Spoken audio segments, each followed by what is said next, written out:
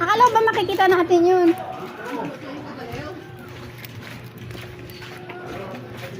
Yan. Ito malapit dun sa may natumbang puno. So yan, hinahanap namin.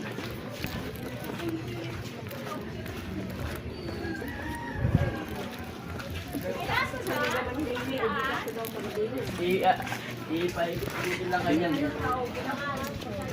May aso ba, be?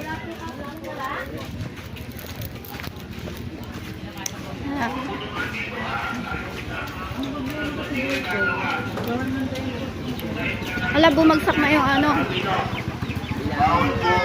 Kawit ng kuryente.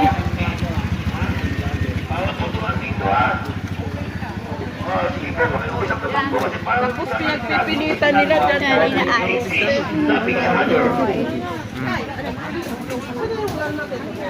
Oh, yun.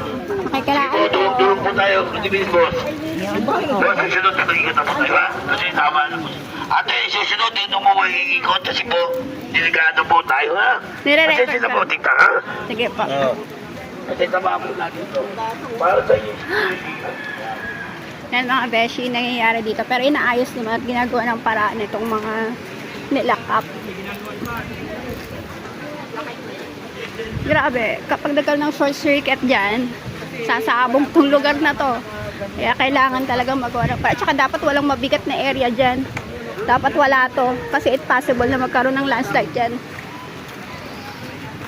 Kuya, dapat ayan o yung motor. Dapat inaalis yan dyan.